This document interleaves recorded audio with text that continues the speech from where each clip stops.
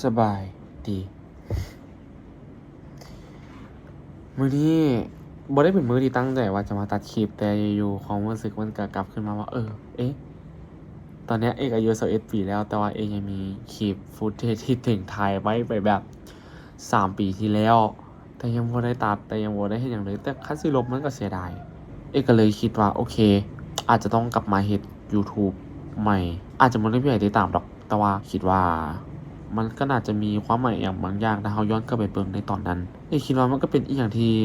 ยุ่งยากสะลวนและอีหยังที่แบบวุ่นวายดีสำหรับคลิปนั้นที่รู้สึกในมวลคอนเทนต์หรือ mood and tone มันก็รู้สึกว่ามันเป็นตาอธิบายดีก็คิดว่าโอเคเอามาเล่าเรื่องเป็นสตอรี่ของตัวเองเลยก็ได้คลิปนี้ก็บ่มีสคริปต์บ่มีหยังเลย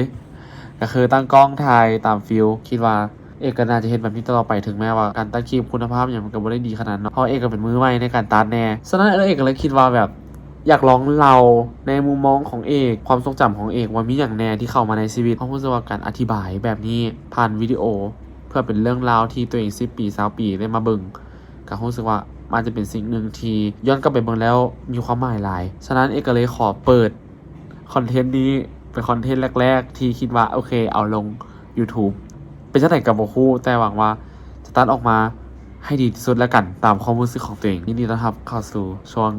เอกีสตอรี่ไปเบิ่งกันเลยทุกคนไปเที่ยวพัทยากันเริ่มมามือแรกกับเอื้อยอายน้องและหลานๆทั้งหลายก็พากันออกเดินทางจากหัวหนองคายเพื่อที่จะต่อรถไปอุดรเพื่อขึ้นยนต์ที่พัทยากันอยากบอกว่าตอนขึ้นรถเมล์แอบลำบากหน่อยนึงพอมีทั้งกระเป๋าเดินทางและทั้งหลานๆที่วุ่นวายทั้งหลายแต่ถือว่ายังโอเคอยู่เพราะระหว่างที่ข้ามขวามีลมตีหน้าพอข้ามทางมาฮอดหนองคายพวกเขาก็ได้ขึ้นรถตู้ที่เหมามาและซอกหาบ่อนกินข้าวมาเจอห้างก๋วยเตี๋ยวที่ตอนนั้นโตคิดว่าเฮ้ยมันแซ่บ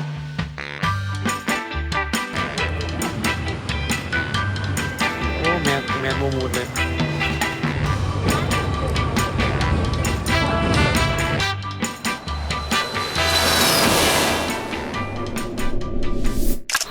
พักเทือที่เท่าไหร่แล้วเนี่ยลิ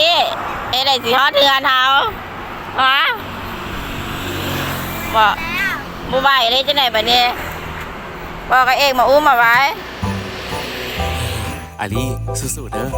พอตั้งแต่ฮอดโรงแรมอ้ายก็สรุปไปเลยขอพักผ่อนก่อนพอฮอดโรงแรมเอกก็รับปุ๋ยเลยเสียดายที่บ่ได้รีวิวที่ให้เบิ่งซ้ำพอตื่นจากการนอนแล้ว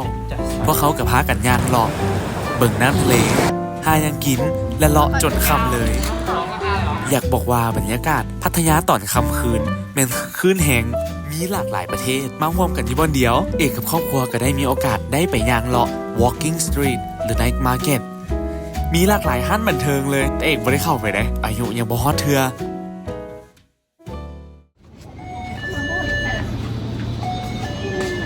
เหมือนเขาจะไปนอนบนแล้วนะก็คือแบบเขาสองคนก็คือเรื่องความนี้โมมี่ยังกินแบบตึงถ้าอยากลองซื้ออันนี้เพชรกินอยากลองอันนี้ทุกคน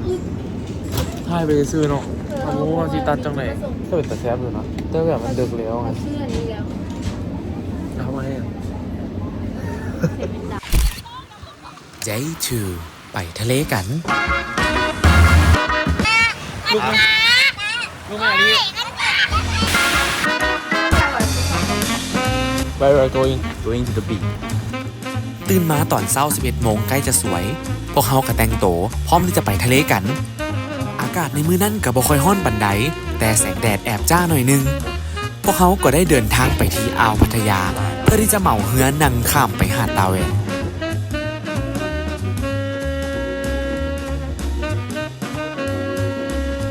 เมื่อพวกเขามาฮอดหาดตาแหวนแล้วก็นั่งรถ2 แถวไปเล่นทะเลกันจะมาเที่ยวทะเลกันขาวมากค่ะทะเลใหญ่มากแซ่บมากทะเล2 สีอยากบอกว่าจากใจที่บ่ได้เห็นทะเลดนเป็นความรู้สึกที่โคตรโล่งใจสวยงามและความสะอาดของน้ำทะเลเฮ็ดให้รู้สึกผ่อนคลายแบบแท้ๆอีหลีพี่ก้าระวังขี้หมาข้างหลังเด้อวันนี้เรามาวอล์กกันที่พัทยาค่ะแต่ว่าน้องชายคนเล็กของพี่เอกก็ คือกำลังจะโดนแล้วตกส่วนชั้น3เรากำลังจะขึ้นห้องนะคะ ห้องเราอยู่ชั้น5ค่ะตอนนี้คือเหนื่อยมากๆเลยเดินทางมาทั้งวันเลยแต่ว่าเพิ่งกินมาทั้งวันไม่ค่อยเหนื่อยเท่าไหร่ จุดที่ 3 สวนนงนุชอยากบอกว่าสวนนงนุชเป็นบอลหนึ่งที่เอกเคยอยากมาต่ออย่างน้อย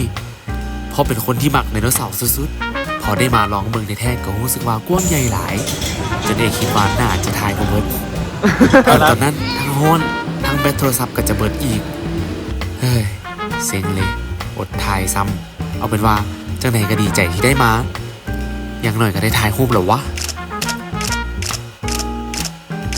กลับจากสวนนงนุชแล้วพวกเขาก็มาพักเอาอากาศเย็นอยู่เซ็นทรัลพัทยา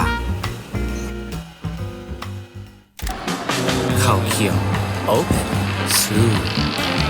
มื้อสุดท้ายก่อนที่จะกลับลาวพวกเขาก็พากันไปเที่ยวสวนสัตว์เขาเขียวที่เมืองชลบุรีกันพอฮอดสวนสัตว์นั่งท่าบ่ฮอดนาทีเขาก็ขึ้นรถทัวร์เพื่อที่จะไปส่งสัตว์ป่าต่างๆอยากบอกว่าเอกโคตรตื่นเต้นเลยเพราะซอนโตเป็นคนมักสัตว์ป่าอยู่แล้วมีสัตว์หลายชนิดสุดๆบางตัวเอกก็บ่เคยเห็นมาก่อน อุ้ยนั่งสิเลยว่ะสวบคอแหละ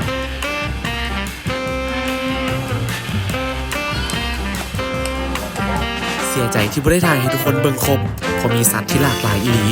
มีทั้งคาปิบาร่าเต่าอเมซอนเต่าอลิเกเตอร์สล็อตที่ชื่อคุณแฟลตฮิปโปแม่มะลิและน้องฮิปโปทั้งหลาย ฮัลโหลไต้ฝุ่น ส่วนตัวนี้เป็นอย่างบ่ฮู้เพราะเอกหาก็เคยเห็นเป็นครั้งแรกคือกัน บ่ทันรถทุกคน เมื่อขึ้นรถบ่ทันเฮาเลยพากันย่างต่อไปแล้วเจอโซนแอฟริกันเลยคิดว่าเฮ้ยมุมนี้ก็สวยดีได้ก็เลยคิดว่าถ่ายจักบาท2 บาทก่อนไป คุณรักกับมูอ่ะ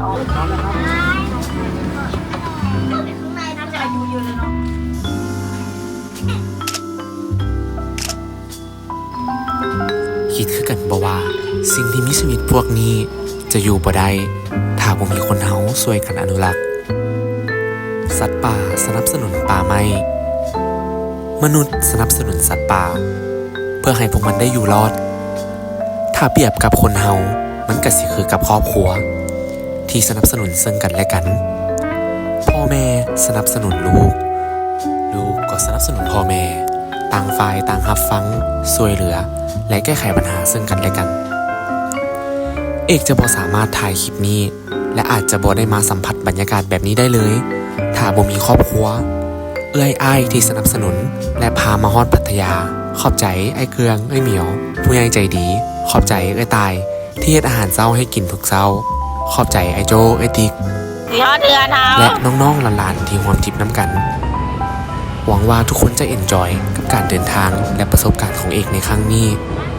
ถ้าเบิ่งฮอดตอนนี้ขอขอบใจทุกคนที่ติดตามแล้วเราพบกันใหม่